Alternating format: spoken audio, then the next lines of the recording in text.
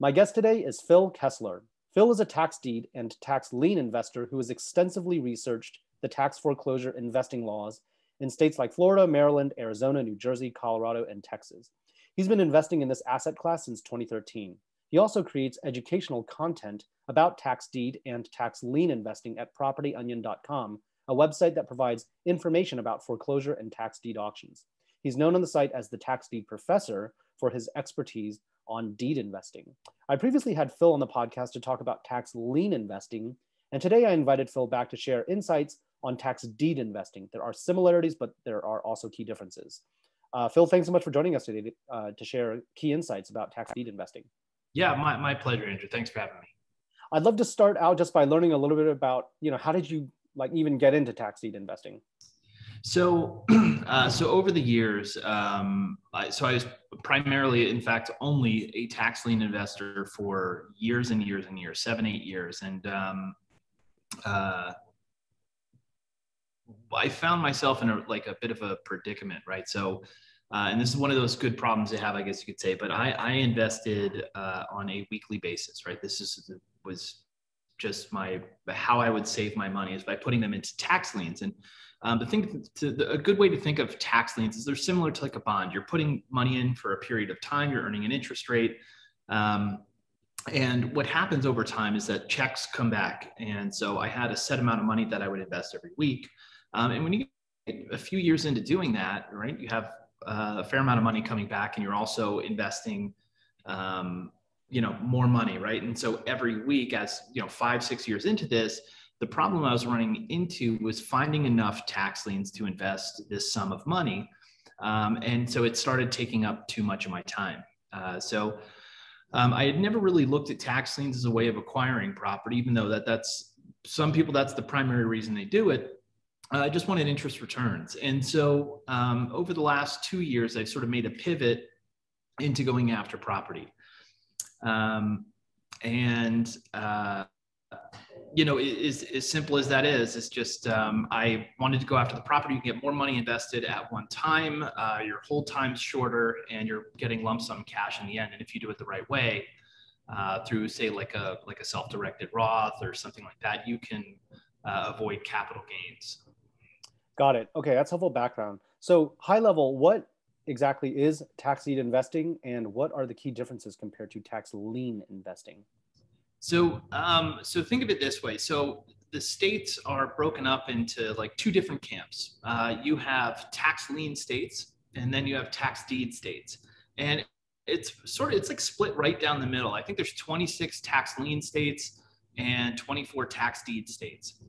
Now, what a tax lien state does is they are going to sell the debt, right? So a county has X amount budgeted for police, roads, fire, et cetera. And when people don't pay their taxes, they're not able to meet their budget. So what they do is they sell the debt to investors like you or me at a guaranteed interest rate. In a tax deed state, just to back up, that they sell that debt, and at the end of what they call the redemption period, of the mandatory wait period, you can foreclose on that property, or at least initiate a foreclosure. In a tax deed state, they still apply tax liens to the property, but they don't sell them. The county holds those tax liens. And at the end of whatever their redemption period is, they simply auction off the property to investors, and then they have a lump sum of cash coming in. There is a downside, and I'm seeing a transition into lien investing in states. There are states that are moving from tax deeds to tax liens. In California, for example, you'll see Orange County has filed for bankruptcy a couple times over the past couple decades. And the reason is that they will wait 5 years before foreclosing on a property. So someone can go 5 years without paying property taxes in California before the county seizes their property and sells it at auction. And what happens is it creates this big deficit. And so when counties are running on a deficit for 5 years, it can really affect the economy. And that's why you have counties filing PK. Got it. So it sounds like in deed investing, you're getting the full property, and lien investing, you're getting a note. I was curious, like in the last couple of years that you've gotten into this, what states have you personally invested in tax deeds? Tax deeds, honestly, just Florida. Florida's the only one I've bought deeds in. I've taken a swing in a couple states, swing and a miss, if you will. But I think something that people should know about tax deed investing is that you're not going to go into an auction and just win a property every time you participate. There are other people out there that are sometimes more aggressive than you. If you calculate the numbers beforehand and you set a budget, you need to stick to that budget. And you'll see people that get auction fever. And I see it every auction where you'll see there'll be two people fighting for a property where they're almost paying market value. And then what's the point at that point, right? So yeah, got it. So on that note, when and where do tax deed auctions actually take place? And are they different from foreclosure auctions where like you didn't pay your mortgage? Is it in person? Are they online, etc.? It's a mixed bag. It depends on the state and in even some cases just the county. So let's take Texas, for example. Now, Texas has a different system than what we're talking about, a traditional tax deed where they just sell the property and then you take title on day one. Texas is a little bit different. We'll kind of jump into that in a little bit, but Texas, there are 8 counties or maybe 9 counties right now that are online. Now, a year ago, there was 0 online. And so we're seeing a transition, but most of them take place on the county courthouse steps if they're not online. But I think maybe 10 states right now are doing their deed auctions online. And are these separate events compared to, say, mortgage foreclosure auctions? State specific. In Ohio, they just lump them together, right? So in Ohio, they have their tax defaulted properties and their mortgage foreclosures in the same sale. In Florida, they're separate. Most states, they're separate. Got it. So can you talk a little bit about how the deed auction actually works in terms of the mechanics? Like in person, I guess, kind of the mental image that a lot of folks may have, or is like somebody from the county, like actually literally holding live auction and people kind of waving their placards or whatever. Yeah, exactly. Is that essentially what the mechanics are? That's very interactive, dynamic. And so, how does that differ online when you're not seeing people? Yeah, that's a good question. So, so the auction will be set for a specific date. So let's say that you and I are going to start Andrew Phil LLC, and we want to participate in an auction that's happening on May 4th. So right now we would be doing our due diligence on that property. We'd be looking at information like title defects, things like that. And we can, as of today, right, we could right now set something called a proxy bid. So on the 4th at 10 a.m., the auction's going to open up and our bid is going to be submitted. And typically the way it works is, let's say there are 2 people that have set proxy bids prior to the auction. We decided we were going to bid $50,000. Now we may be willing to go higher than that, but just as our opening bid, we're going 50. The other person maybe bid 40,000. So when the auction opens up, basically the starting bid is going to be $40,100. And we're going to be winning that auction at that amount. Now, if nobody else bids, then we'll win the property for $40,100. But there is typically a ticking clock, less than 2 minutes in most cases, where it's just ticking down, and people will start bidding up. Now, if somebody bids within, say, the last 30 seconds of that auction, it'll add another minute to the clock. And so it's similar to, I guess you could say, the courthouse steps, where you are just bidding until bidding stops. Got it. Do you find that in-person or online auctions, like which one is more or less competitive, or are they like pretty much similar? They're similar to a degree, and I've participated in some in-person auctions, and there's a lot of them coming up in the next 45 days that I'm going to be taking a swing at, I guess, again, you could say. I find that the live auctions are less competitive. And my thought behind it is that it's not really a global market, right? It's mostly local investors. And the funniest thing is that when you go to these things, it is never who you expect to be bidding, right? You'll always have someone in a suit and tie, and they'll throw a couple bids in, but it's the farmer in the overalls that is really bidding hard and winning properties. Those are the people who are those are the ones to watch out for that come out, and you wouldn't expect them to win property, but they're taking all of it. Got it. And it sounds like online you're, certainly competing with more of a global pool of investors. Is that accurate? Correct. Yeah, and I mean I'm outside of Las Vegas, and I'm bidding in Florida, and a lot of my students are. I have one in the Dakotas who's bidding in Florida, and one in Wisconsin that's bidding in Texas, right? So, and they just won a property there. So it's a global market. Got it. Just curious, the websites where the online auctions take place, are they like county government websites? Are they private sector company, some private company's website, and that the county partners with? How like literally when you want to participate in the auction, what do you type in your web browser?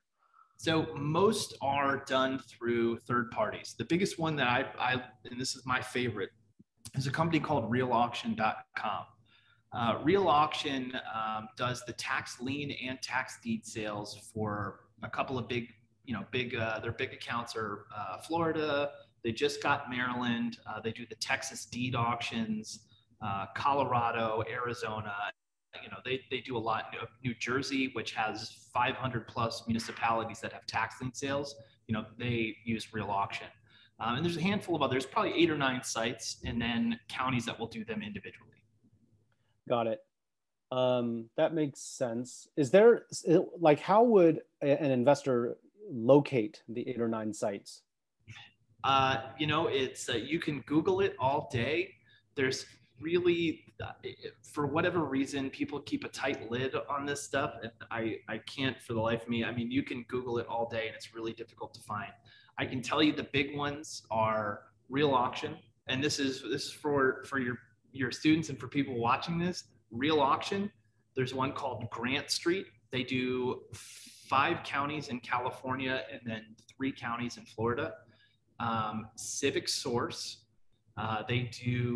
Civic Source does Louisiana, Kansas, some Tennessee, and I might be mixing some of those up with another website. Let's see, who else is out there? Zeus Auction is another one that you'll come across. So there's a handful, and I'm trying to rack my brain. AAR Auctions does New York State. Govies does Alabama, Mississippi. They do that whole southeast corridor. So those are a handful of them. So if you guys want to go and Google that or look those websites up, you could find them. Just curious, if they're really hard to find, like why don't the website companies themselves, like I assume they would want to market because they would like to have more bidders, right? Like I don't even know.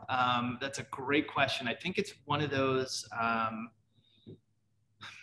There might be pressure from investors who spend a lot of money in those counties to not have that marketed, right? The counties are probably getting a percentage, right? I mean, the third parties are probably getting a percentage of the sale. So you would think they would be incentivized to market that information, but I honestly, I don't even have an answer for that one. Got it. No worries. So as an investor, where does one actually obtain the list of properties that are scheduled to be sold at a tax deed auction? Do you get that from the county? Do you get that from private companies, et cetera? Like where do you go to get that list? So it's funny. So I'm in a hotel right now. And while we were driving here, I stopped in a county and I got their local newspaper, and their local newspaper has all of the properties that are going up for auction. In most cases, you can go to the county clerk website or the county treasurer website. One of those two will have the list in most cases. Got it. Okay, cool. So as a tax deed investor, what is your step-by-step process for due diligencing a tax deed property? Like how do you get as much info as possible about it before the auction? Yeah, so something that's important, and as a remote investor, probably the most important thing or the best piece of advice that I can give is don't trust Google imagery. You need to get eyes on that property. One of the big differences between tax lien investing and tax deed investing, tax lien investing is pretty much a solo venture. you can do all your research online. You're essentially, you get a rough estimate of the property and you're hedging your bets, right? You're maybe loaning 2% of the property value, where as deed investing, you're buying the property outright, and you need to have a team of people on the ground. One would be a realtor, right? A realtor in that area is going to give you the best real-time data that you can get. Now, there are certain tools you can use remotely, and I'll plug this website because I think they're fantastic. It's called Velocity REOs. I think their website is bpophotoflow.com. And for $15, they'll go drive out to any property and take photos of it. And so you can get those photos to a realtor in the area, and they can give you a rough estimate. We can't see the inside, right? That's sort of a downside on the tax deed sales. You can't really see the inside and what the property looks like. And I've come across some serious surprises before from hoarders, but you can get a good general idea based on the outside of the property, what the inside of the property looks like. So if you can get those photos to a realtor, they can give you a pretty good idea what that property is worth. Now, the other thing that is a huge, huge part of this is looking at the title, getting title defects. You can pay, and so you can go to propertyonion.com, and for $50 or $45, they will do a title search on any property for you, which is a good service, and that's a really great price for that service. Something that if anyone's thinking about getting into this, I would have someone train you on pulling your own title searches. I have had title searches pulled before on properties, and they have missed, a code enforcement lien from 2008 that is up to about $13,000, something like that. And so, there are certain liens that can survive a tax sale, and all of this is state dependent, but title defects is the other big thing. So property condition and title condition are the two main things that you want to look at, and you can make a pretty good decision based off that. Do people ever go to title companies to, run the title, to pull the title history, or do you really just go to a specialized service like you were saying, like Property Onion, or some specialized service? Title companies are going to charge too much money for a title search, right? They might charge $500. I've seen as much as $3,000 or $4,000, right? And they may pull a title search back to the 1800s, the complete history on the land. Like, really what we're looking for is a 30-year search. It's called an owner and encumbrance report. So it's sort of like an abbreviated title search, and that's going to give you all the information that you need in most cases. So a specialized company for that would be best. What's the significance of 30 years? That's a great question. I know the significance of 20 years would be that IRS liens fall off, SBA loans fall off. There are certain types of liens that fall off after 20 years. 30 years, I don't know what the actual significance of that is. It's just an industry standard. Got it. Is the kind of the heuristic that if it's clean for the recent 30 years, it's unlikely there's anything that's older than that can actually be enforceable? Is that kind of the idea? Yeah, and there are different types of deeds. So when you're doing research on the title, a lot of times you want to research back to the last warranty deed on the property. If you're looking at the sales history on a property and you see a bunch of what they call quit claim deeds just stacked up, there's something fishy there, right? A quit claim deed is me just saying, I hereby give my claim to you, and any liens and encumbrances are now yours. A warranty deed, there's title insurance. Someone has put their stamp of approval on it saying, there's nothing on this title that you have to worry about, and we will protect it legally. I see. What are the types of, troubles that can arise when you see a bunch of quit claim deeds stacked up? So let's say we have owner 1 bought the property in 1985, owner 2 bought it in 95, owner 3 bought it in 2005. All 3 of them were purchased with quit claim deeds, and then the original owner bought it in 1980 with a warranty deed. You would have to go back and you want to search the property owner from 1980 to 85 and look at any liens and encumbrances. 85 to 95, 95 to 2005, and any lien from 1980 until today that was put on that property is going to survive. Well, not necessarily going to survive the tax sale. That's something different, but it is attached to the title, right? So any lien from 1980 on, even though that property has changed hands so many times, any one of those liens is still on there. Like when one goes to buy a home, like at arm's length, just on the open market, you get a warranty deed. And so how does the quitclaim deed even like come into the picture? Is that like maybe a related sale where maybe you're selling it to somebody you know, and it's not really a market sale at arm's length? Like, how does that happen? Why would it not be a warranty deed? Correct. Yeah. So let's say I own a home and I got married this year and I want to put my wife on the title. I can quit claim the property from myself to myself and my wife. Most of the time, you're going to see this as something that's reserved for like intrafamily transfers. You do see it on vacant land quite a lot for whatever reason. But it's if there are some liens on there that are pretty significant. So, for example, if there is a code enforcement is the one I come across the most often, right? Because code enforcement liens are a lot of times they'll have a $300 fine and then $150 a day in perpetuity. And so, if we're talking 5 years down the road, this could be a really significant lien that's attached to that title. So instead of paying the $100,000 that they may owe for that lien, they can just transfer the title with a quit claim and never have to pay that lien. I see. That's the fishiness that you're talking about that can arise. Correct. Yeah. Got it. Is it fair to say, you kind of alluded to this earlier, but is it fair to say you can't hope to get inside the property to inspect it, right?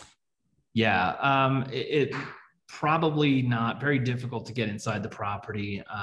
Sometimes, and this is still, they're not supposed to do this, but sometimes if it's a condominium, condo owners association might let you in to see the inside of the property, or let a realtor in anyway. But super rare. That's a code that I don't think anyone's cracked yet. When you hire like a photographer, like I think you mentioned Velocity REOs for this, to go take pictures of the property, will they like walk up to the windows and even snap a picture inside, or is that like not kosher?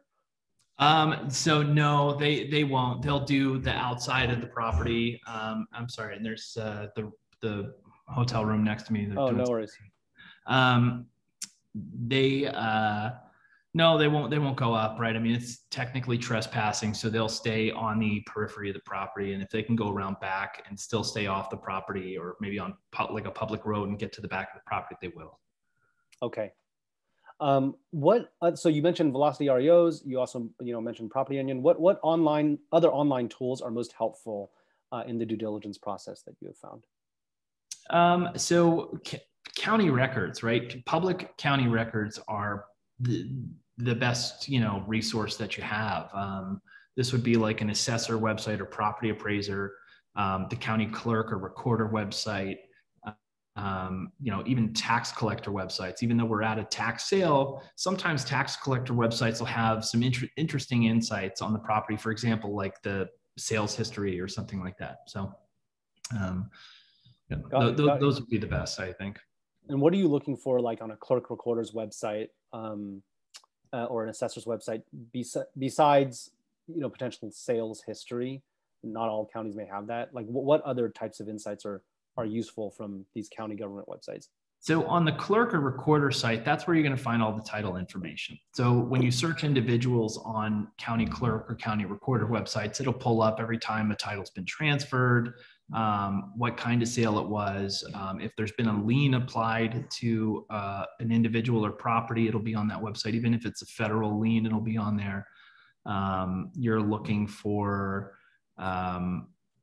anyone else who's been on the title since the last warranty deed, right? So let's say the property, someone had passed away and now the property is owned by 4 different heirs. You're going to want to search each one of those heirs and any liens that may be against them, because that could stick to the title as well. So these are things that are, it sounds like, are all self-serve, but also you could pay a specialized service like Property Onion to go do, and they'll do the same work. Is that right? Correct. Yeah. And this is something that like I teach my students how to do, is do it on their own, right? You want to be able to know what you're looking for and how to look for it. And that's, I think, How do you handle cases where the county website doesn't actually publish the register of title transfers? Like, for example, in the county that I live in, they used to have it, but they actually took it offline. Maybe they were getting, abusive use of the website. I have no idea. But now you actually have to go in person to the clerk recorder's office, and then you have to like pay to get information.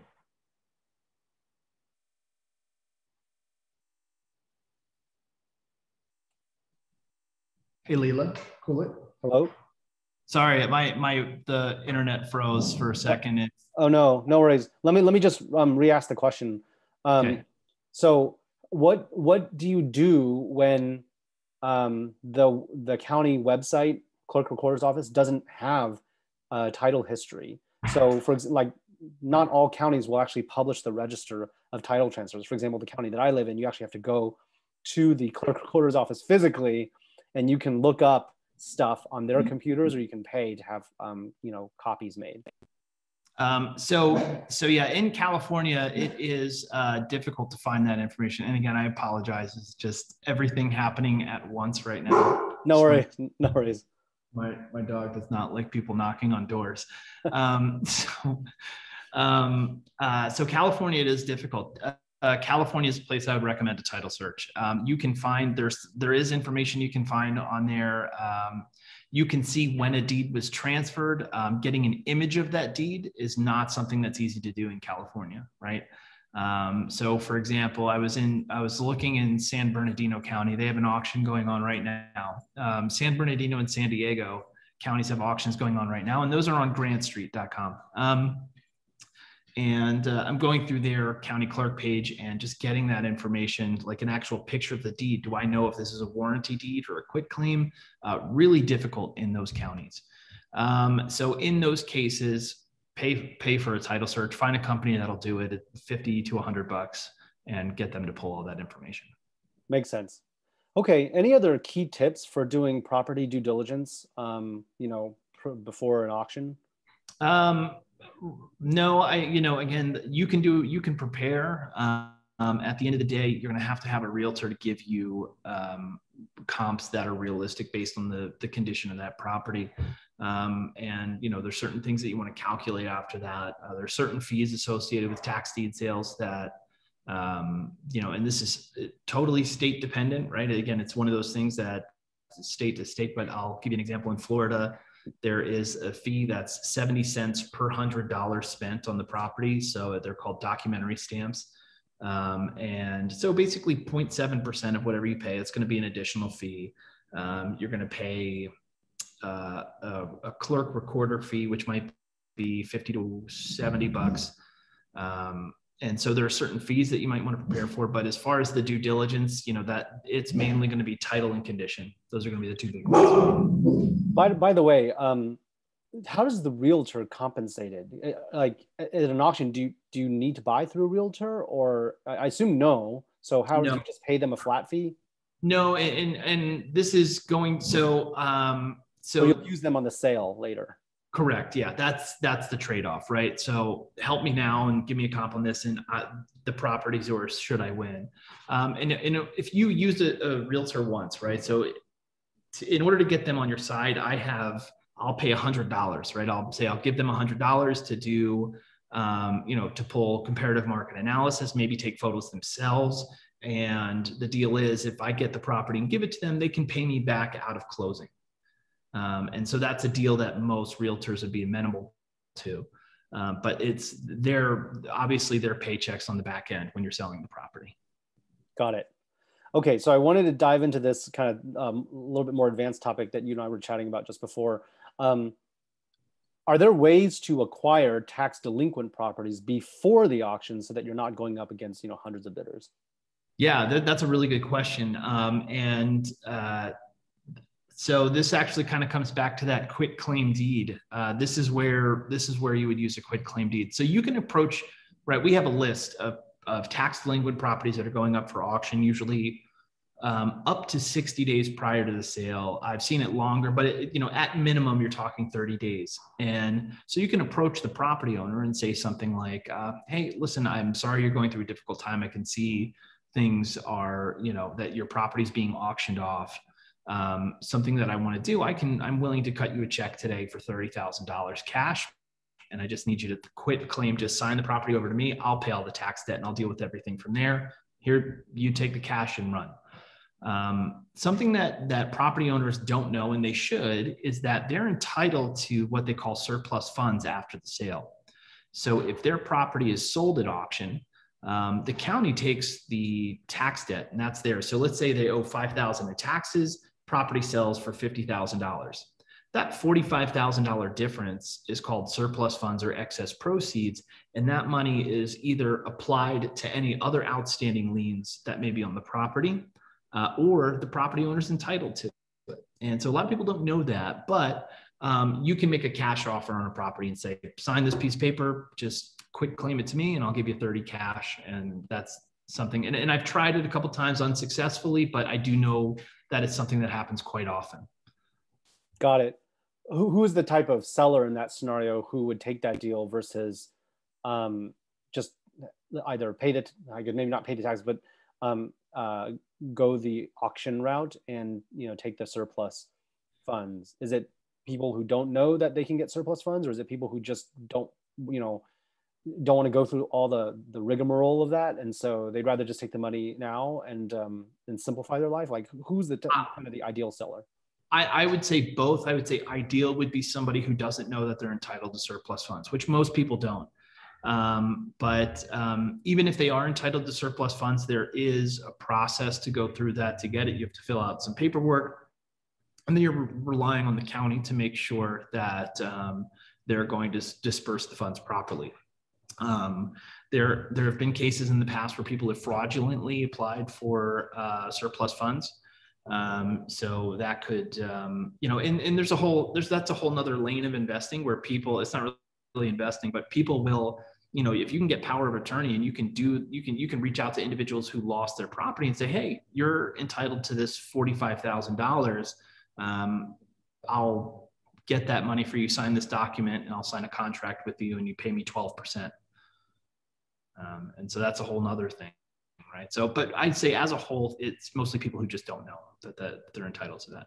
So if most people don't know, then I assume then they wouldn't know how to properly fill out the paperwork with the county, et cetera. Then what happens to that money? Does it just over time, does it get held in local government treasury and then eventually escheat to the state, or like how does that, what happens? No, you nailed it on the head. Yeah. So 120 days they have to claim it. After 120 days, then it's sheeted to the state. Yeah. Or to the county, I should say. Yeah, to the county.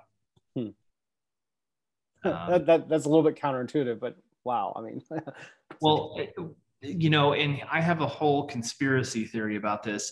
So we were talking earlier about proxy bids, and I can show you examples of this where it just wouldn't make sense otherwise. But so I think that counties are they are incentivized to get the bid as high as they possibly can because of that surplus fund or those excess proceeds, and that 120-day limit, they get to keep that money, right? So there is, I see properties where somebody will put in a proxy bid 3 days before the auction. Let's just say, and the one I'm thinking of specifically was in Miami-Dade last month or 2 months ago, where they put in a bid for $400,000 prior to the auction.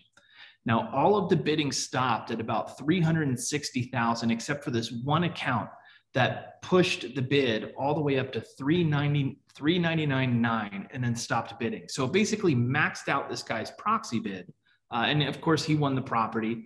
Now, I think that the counties actually have these ghost accounts that's what they'll do, is they'll max out people's proxy bids if bidding starts to slow down, just to make the excess proceeds even larger. Yeah, I guess I'm just a little surprised because like county governments ostensibly are not there to profit. They're there to just collect taxes that they're owed. And they also have the contact information for the owner. So why don't they just tell the owner, hey, you have money coming to you. You have 120 days to get it. Fill out these forms. Otherwise, we're going to, keep the money. Like, great question. Why don't they do that? I'll also say, I also want to preface this with this. This is, I'm speaking specifically about Florida when I'm talking about this. Now, it may be different in other states, but you would think that they would do that. But in the reality, counties are businesses, right? Counties, they collect money, they pay bills, they're businesses. And so the more money they get, the larger their budget is and the more they can do. All right, so I understand that only a minority of properties actually on the auction list will actually get sold because homeowners will often pay off their delinquent tax bill beforehand. So I was curious, to minimize wasting time on diligencing properties that don't end up getting auctioned off and minimizing the cost wasted. How should one analyze the list of properties in order to make an educated guess about which ones are likely to actually sell at auctions versus get settled beforehand? Like, what heuristics do you look at? Do you look at things like delinquent amounts or ratios or history, delinquency history? What are the markers of a property that's very likely to actually get sold at auction versus one that's not? The only thing that I could really say for this is if someone passes away.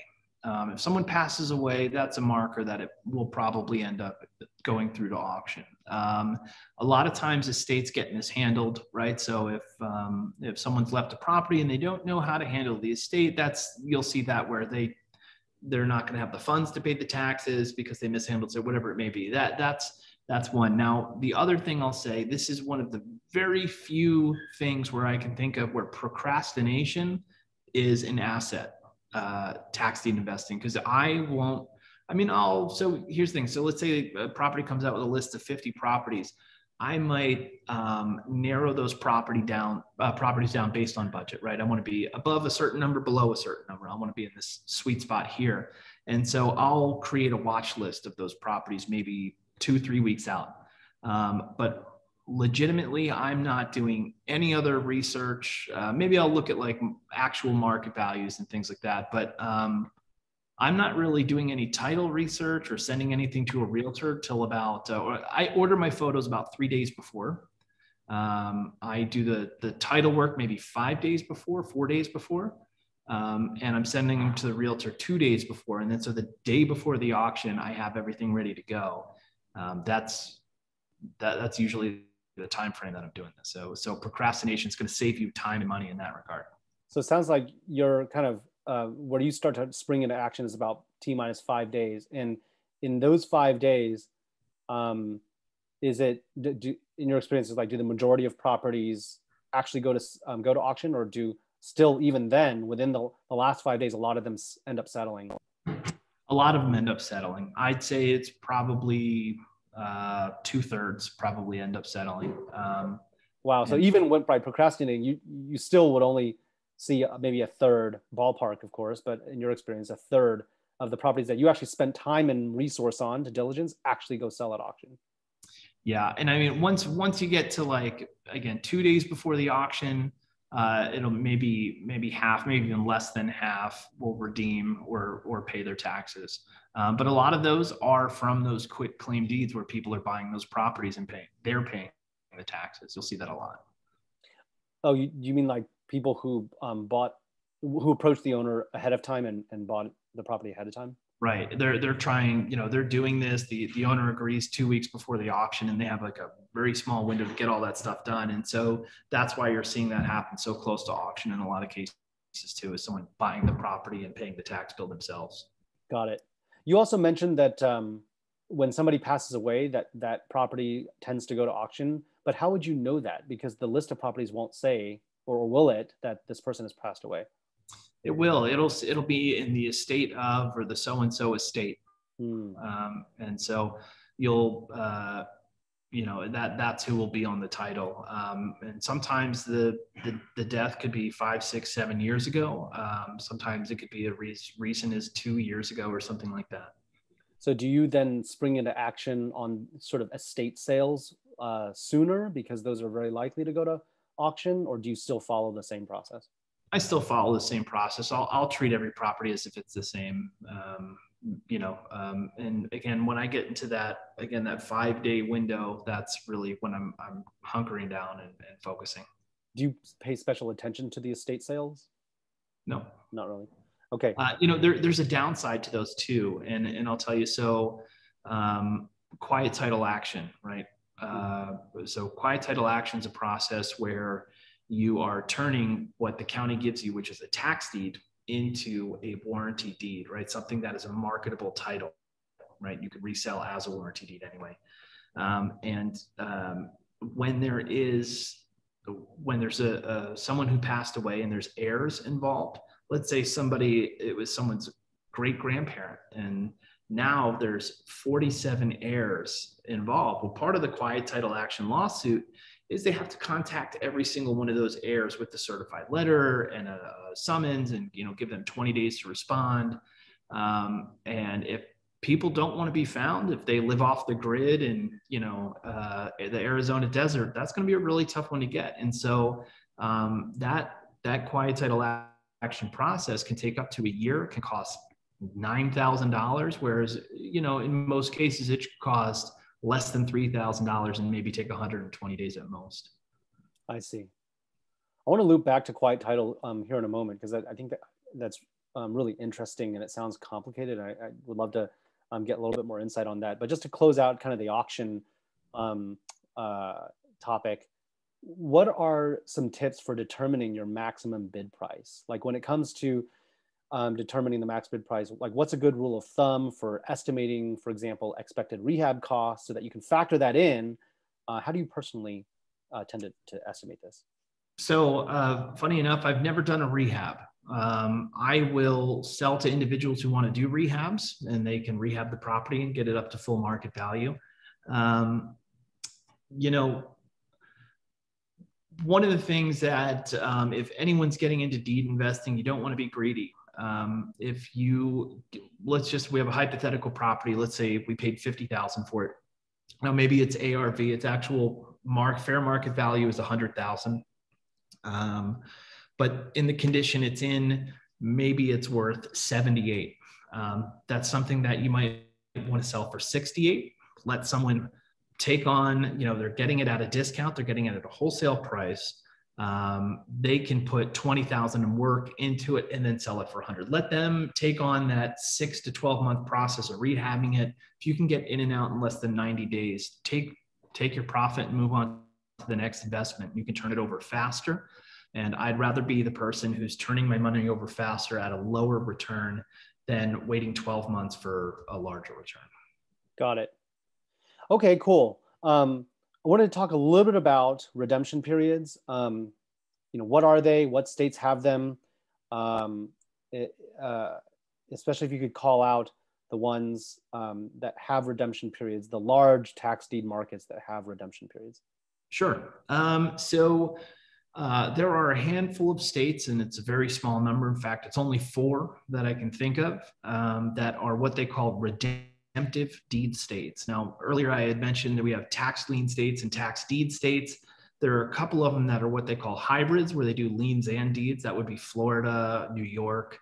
And then you have redemptive deed states, where these are in most, on a high level, it's just considered a tax deed state, but you're buying a property at auction. And then there is a redemptive period. There's a mandatory wait period before you can take full title to that property, right? So you have immediate possessory rights in most cases. So when you buy it at auction, you can have anyone, you can file a writ of unlawful detainer to get individuals out of there if they choose not to leave. And you can rent it out. There's all these things that you can do, but you don't really own that property on record until the end of that redemptive period. So for example, Texas. Texas is the big one. Everyone, who understands a little bit about tax lien or deed investing, Texas is always a state that's thrown out there. And it's because they offer a 25% penalty on your investment on day one. So for example, if we buy a property, let's just say we bought something for $10,000, property owner pays us back tonight. They're going to have to pay us $12,500. And so the redemptive period in Texas is dependent on what type of property it is. In most cases, that redemptive period is going to be 6 months. So we buy a tax deed today, 6 months later, you'll take title to that property. In between, you'll get something called a sheriff's deed, which is, you are on record as having an interest in the property, but you are not the owner of the property just yet. So 6 months goes by, then you can get the actual, you have to pay the recording fees and all that. You'll take title to the property. So it's 6 months in Texas, unless it is a homesteaded property or agricultural property. So homesteaded, meaning it's someone's primary residence and they have filed for a homestead exemption. Agricultural, meaning it's agricultural, right? So Texas, that would make it 2 years in that case, right? So that would be a 2-year redemptive period, quite a bit longer. And it's 25% for each year. So you could end up making 50% on your investment, but it would be a minimum 366 days until you get that 50%. The other states that do this, and they all have similar things, would be Tennessee is 1 year, 12%. It's actually Tennessee's interesting because their redemptive period changes by how many years of taxes are owed. So it can be as little as, I think it's 30 days is the minimum if they have 8 years or more of taxes outstanding. And it can be as long as a year. And so it works, it's like 8, 60, 90, 180, and then 1 year, right? Depending on how many years of taxes are outstanding. I would encourage anyone to Google that because I'm not sure if 30, if it actually goes that low. I think it might only go to 60. Georgia does 1 year at 20%. You're not required to take title at the end of that 1 year. So you can wait a second year if you want and earn another 20%. The fourth state is Hawaii, and Hawaii is a redemptive deed state. And I also think it's 12% interest 1 year. When you saw these interest rates, are they in, like a percentage of the taxes owed or a percentage of what you paid at auction? Percentage of your bid. Oh. Got it. So it sounds like the redemptive periods like vary by state. Some of them are even elastic. And it, at least in Texas, I think what I heard was what you actually win at auction is a sheriff's deed, not the actual deed to the property. And is it fair to say something similar in the other states, or some kind of subject to deed, et cetera? Correct. Yeah, exactly. Okay. So what happens then if the homeowner ultimately pays off the tax delinquency, pays off the mandatory penalties, et cetera, within the redemptive period? Like mechanically, what happens, like the steps? So they don't have to just pay the taxes. They have to pay your full bid amount plus the interest owed. And in some cases, any fees that brought the property up to code. So if the property was not up to code for rental use and you had to fix water, sewage, they'd have to pay that amount as well. Should they pay within the redemptive period, they will have to pay to the county clerk office. The county clerk takes the money, they send you a check, and that's mechanically that's the, as far as I know, I mean that's the whole process. Got it. Okay. I'd love to talk a little bit more about title, quiet title actions, title certification process. Sure. That happens after you win a deed auction or a deed property at auction. Can you talk a little bit more? First, at a high level, like what is this? Who do you hire to do it? How much does it cost to get done? Sure. So quiet title action is a legal procedure in which you are taking an unmarketable title, for example, a quit claim deed or a tax deed, and you are making it marketable. Now, the legal procedure is a lawsuit. It's called a quiet title action suit, and you would have to hire an attorney in order to do this. I work with 2 fantastic attorneys out of Florida, and I'll plug them right now because I think they're great. If I am in northern Florida, north of Tampa, my attorney is a woman named Natalia Willette, and she is fantastic. She's the smartest woman I ever met. She really is. She's super sharp. And if I'm in southern Florida, a gentleman named Owen Sokoloff out of Palm Beach, and he's really good at what he does too. So either of them is who I'll use depending on where. So certain attorneys only work in certain counties, right? But that being said, so I'll contact the attorney. They will, for a fee, right? They're going to pull a full title search on the property. And so not just that owner encumbrance report, they're going to pull a full title search. They're going to find out anyone who has a claim to this property, even if the claim is 150 years old, they'll track down the descendants of the people with that claim, and they're going to mail them this lawsuit, right? So it's going to give them 20 days to respond, saying, if you want to verify your claim, if you want to try and overturn this tax sale, appear before the judge and, with your claim to the property. It's very difficult to overturn a tax sale. And there are cases and that I've heard of and I've never experienced personally. I've heard of cases where, someone's passed away and there's a secret will that left it to the great nephew or whatever it may be. And that person does have a legitimate claim and they will overturn the tax sale. Now, if the tax sale is overturned, you do get all of your money back, right? There's nothing to worry about there.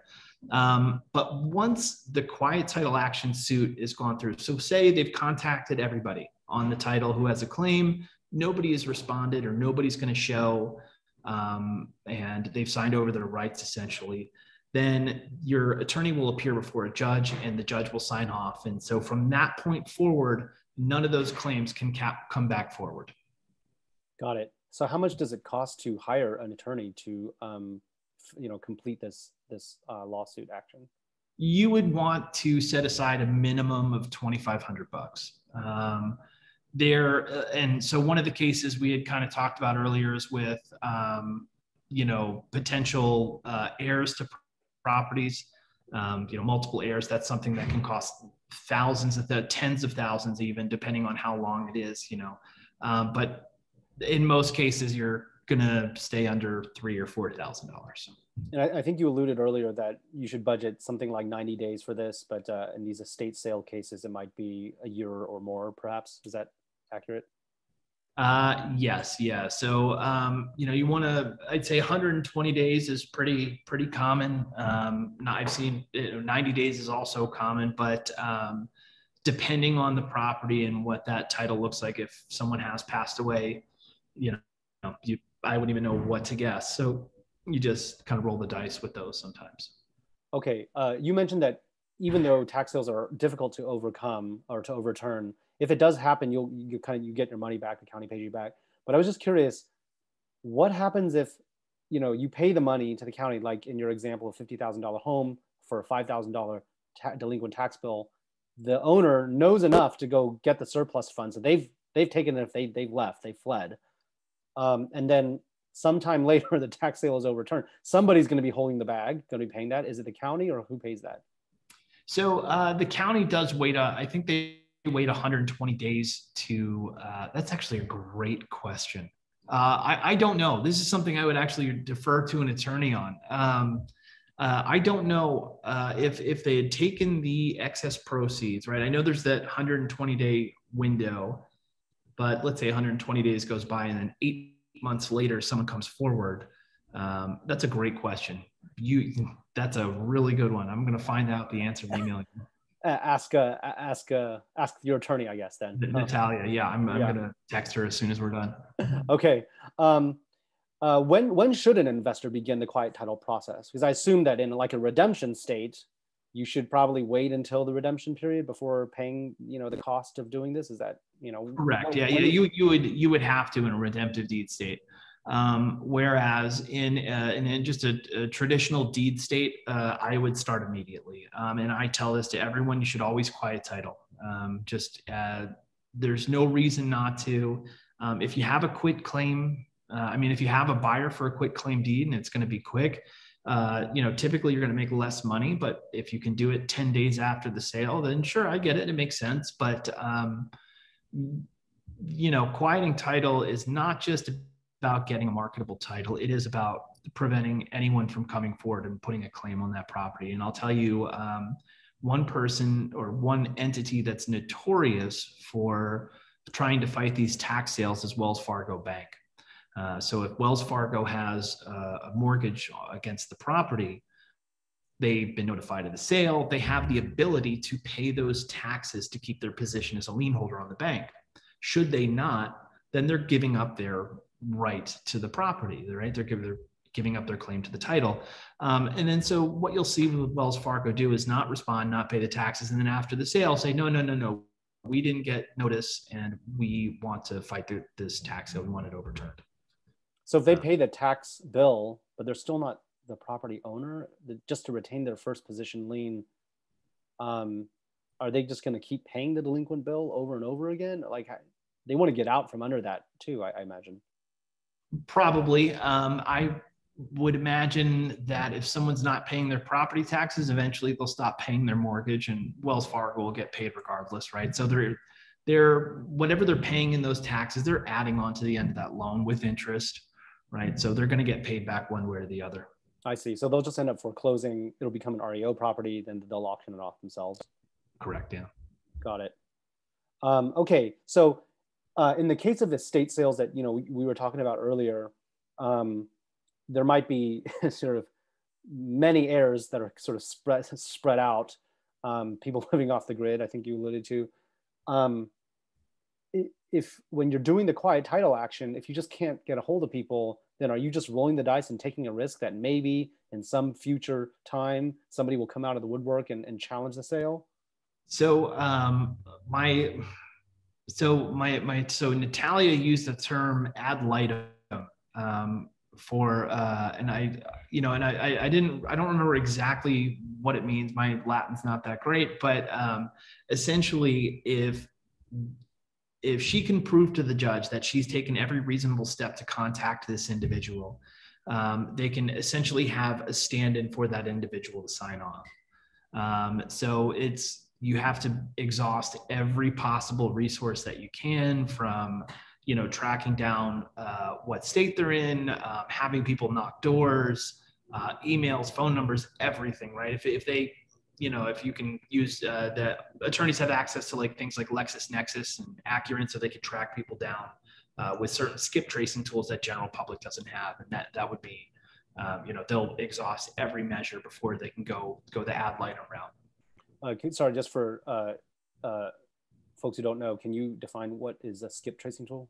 What is that? Yeah, sure. So skip tracing tool is just essentially it's a software that will track people down based on if they've ever been recorded in public record, or it can go as far as something like Google selling information to a skip tracing company, where so if someone has an email and they put an address under this email, the skip tracing tool could find the address that they used for an email associated with a certain name.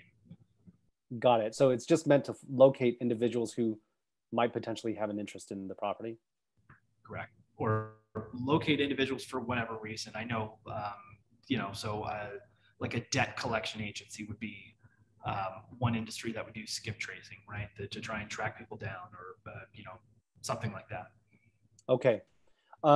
We were talking a little bit around this a few moments ago, the kind of when we were talking about Wells Fargo, but I would love to just kind of make it clear what happens if a tax deed property still has a mortgage on it. It sounds like it's going to get wiped out by the auction process, and I would love to get your thoughts. Is that correct, first of all? State dependent. In general, yes. In general, okay. Yes. So what happens if the winning bid is actually less than the mortgage owed? Does the lender just take a haircut on the principal and get and then the mortgage lien's wiped away? How does that work? Correct. Yeah. So, okay. So hypothetical again. So we'll use some examples here. So we have a property that is worth $100,000. There is a $90,000 mortgage on it. For whatever reason, the bank did not pay the taxes, for whatever reason that may be, right? Property goes up for auction. It sells at, the taxes outstanding are $10,000 and it sells for $40,000. Now there's $30,000 in excess proceeds there. Now the bank is going to lose any claim they have to the property, but they can apply for that $30,000. And so they're basically taking a $60,000 hit, if not more, for the interest and everything. Got it. And similarly, I assume that the lender, they get paid back after the taxing authority is made whole, and then the lender, you know, they either take a haircut and the homeowner gets nothing, or they're made whole, and then the homeowner would then get any like residual surplus after that. Is that correct? Correct. And there is like, there's a hierarchy to these liens where, so based on the priority of the lien, it will get paid first. And so up top, you have government liens. So this is going to be tax liens number one. That's the whole reason this sale is even happening, is to pay off the tax liens. Code enforcement violations, IRS, child support arrears, things like that. So you'll see typically, even though government liens all technically have the same priority, there are certain government liens that are just a little bit lower in priority, and that would be federal. So IRS, SBA, they technically, even though all other government liens will or should survive a tax sale, the IRS and federal liens will not. And I'll kind of go into that. They basically have a redemptive period, and I'll explain that in just a moment. But so you have these top tier government liens, right? They get first pickings with all of the excess proceeds. Under them, you have purchase money mortgage, so first mortgage. Then you have second and thirds, HELOCs. Under that, you have like homeowners associations, credit card judgments, and mechanics liens, right? So based on where they are in that pecking order, they can fight for the excess proceeds. And if anything's left over, then you have the property owner at the bottom. Got it.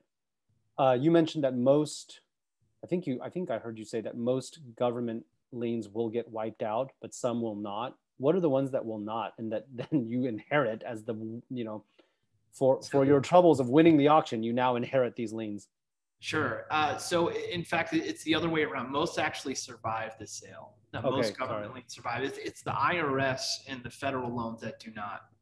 So the IRS, so I'll start with government liens first. So government liens are going to stick to the title because they have the same priority as a tax lien. So technically they are going to survive the sale.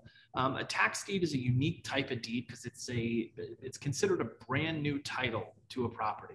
It's not like a title that's changed hands a couple times. It's being issued by a government agency, so it's considered a brand new title. Unfortunately, there are government liens that will survive that. The most common that you'll see, code enforcement violations. Someone doesn't cut their grass for 6 months, the county hits them with a fine. Child support arrears, any fines associated with criminals, whether state or federal criminal fees. And I've seen some pretty crazy stuff there. What else do you see? Municipal liens like water and electricity. That's something you'll see quite often. So those will survive. Now the IRS is really, really an interesting one. If the IRS has a lien to a property, or a lien on an individual who owns a property, for example, $60,000 lien. We pick up this property at auction for 40 grand and maybe it's worth 120. The IRS has the ability for 120 days to pay us our $40,000 plus 6% interest. So they can actually redeem the tax deed. They can pay us our 40 plus 6%, and then they'll take it, put it on the market to make themselves whole. So really interesting how that works with the IRS. They actually have a redemption period in states that don't do redemption periods, 120 days. Do they do this commonly? I don't think of the IRS generally as a home buyer and seller. So do they do this commonly? I don't think it's common, but I know it's been done, but I don't think it's common. And so the advice that my attorney gave me is that if there's an IRS lien on a property, like don't rehab it. Don't do anything for 120 days, because if you rehab it, the IRS takes it, you're going to lose that money. And so there's a form called, if you just Google form 14135, it'll pull up the IRS's website. It's a form to discharge a tax lien from a property as well. I see. Have you personally heard of examples of the IRS actually enforcing this? Only through my attorney. So she deals with a lot of stuff. So, but not through me personally. Got it. So I assume that liens that survive the tax sale would only happen. It seems like if there were no bids that that would, cover all of the outstanding taxes and fees and penalties owed, right? Well, and that's the importance of looking at this title information the right way, right? Because you essentially want to take the minimum bid. The starting bid is going to be all the past due taxes. And then you want to add all of the surviving liens to it. And if that number is less than your intended bid, then you're okay, right? So you want whatever you're willing to spend for the property, you want that number to be more than all past due taxes, fees, penalties, plus any surviving liens, right? So even if you end up getting a steal on the property, you're still going to have to pay for those. And a lot of those types of liens that have daily fines, those are negotiable, right? You can call the county and say, hey, listen, is there anything you can do for me? Can you lower this number? They can negotiate those numbers down, but you want to get stuff in writing with that. I see. Who would you negotiate with that? Just like you pick up the phone with the receptionist and you say, I want to pay my fees, but I want to get a discount, and who can I talk to? You definitely want to approach them as an individual, not as like, hey, I'm this big shot investor, because they'll make you pay every penny. Say, hey, my name is Andrew, and I bought this property at auction. And you're calling the municipal code enforcement office, whoever applied the lien. It's usually the city code enforcement office. You say, I just bought this property at auction, and I see that there's a $12,000 lien for, municipal code. It's, uncut grass. First, I want you to know I'm going to fix the property. I'm going to fix the problem immediately. We won't have this problem again. I want to make the neighborhood better. Two, is there anything you can do to work on this with me? And they will, anything that's not a fixed cost, like if they send someone out there to cut the grass, or, any sort of, like they sent people back and forth to check on the property to see if the violation had been fixed. Those fixed costs, they're going to want to get paid on those, but the daily fines and things like that, interest, they'll wipe those off if you ask the right way. And I don't want to say this happens every time, because I'm sure there are examples where it doesn't, but I've never had a problem negotiating that number down. Got it. And it sounds like the trick is to get it in writing, like at least in email format or something like that. Well, yeah. And the reason you want to get it in writing too is because they're going to apply for excess proceeds. And so when they get that excess proceed money, if you don't pay them first or take care of they're going to apply the excess proceeds to the daily fine amount. And then they're going to say, no, but you still owe us for the hard costs, right? So you want to get in writing that they are going to take off those fines. I see. So is email sufficient then, or do you need to go to the office and get something signed? Email's sufficient. Got it. Huh. So it sounds like when you're valuing what your max bid is going to be, you actually have to look at two numbers. You got to figure out, like, what do you want to pay, just like on a market basis, what you can sell it for, et cetera. But then you also want to compare it to all of the outstanding taxes, fees, penalties, other debts that are other liens that stakeholders have. And you want to make sure that the latter number is smaller than the former number. Have I got that right? Yeah. And most the liens that survive a sale, it's a pretty short list, and you're not going to come across them that often. Code enforcement violations are probably the only one you'll come across. Like maybe 1 out of 3 will have them. But other than that, it's not really as common as maybe I'm making it sound, but I'm more the cautious type. I'm always looking for them. But yeah, you had that right. Yeah. Got it. I was also curious, you mentioned, because, we were talking earlier about quiet title actions to make the title marketable, to actually turn it into a warranty deed. It sounds like then you don't actually get a warranty deed when you win the sale. What kind of deed do you get? You get a tax deed. It says tax deed at the top, and then it'll have the legal address. Yep. But that is not considered marketable because the county didn't do any work to actually clear out past interests. Correct. And you can't resell it because a tax deed can only be issued by a government agency, right? So you'd have to either quit claim it to someone, or now so Wisconsin, for example, issues a quit claim deed at a tax sale, which is even worse than a tax deed. But when we're talking about marketability, so that would be all liens would survive that sale in Wisconsin. So really rare. Got it. Huh. Interesting. Just so you know, on the converse of that, there is Virginia, where Virginia has two types of tax deed sales. They'll tell you it's either a judicial or a non-judicial sale, but the judicial sale in Virginia actually gives you a warranty deed out of the sale. So that's a good place to invest for that if you don't want to deal with the title stuff. How does a sale go down one route or the other? First of all, if you could define judicial versus non-judicial sale, and how does a sale go down one route or the other? So that's a good question. I don't quite know the answer to why one ends up in one or the other. But I do know that when the suit is being filed to foreclose on it, there's certain verbiage in the lawsuit that makes it, that clears out any previous title defect. So similar to when, if you're foreclosing on a tax lien in Florida, in Arizona. And I recently learned about this. Much as I know about Arizona, I recently learned this where when you foreclose through a tax lien, so my attorney was telling me, this is a different guy. I'll plug him too. His name's Lien Kessler, Kessler Law Firm, no relation. But he was saying that he puts verbiage in the lawsuit that gives you a warranty deed out of the sale. So it's just about the way they phrase things in the actual suit. I see. And what's the difference between a judicial and non-judicial sale? So the non-judicial is just going to be a regular tax sale, right? So this is going to be, they owe $4,000 in taxes, so we're going to, put this up here, start bidding at $4,000. Whereas the judicial will have gone through a lawsuit first. Okay, got it.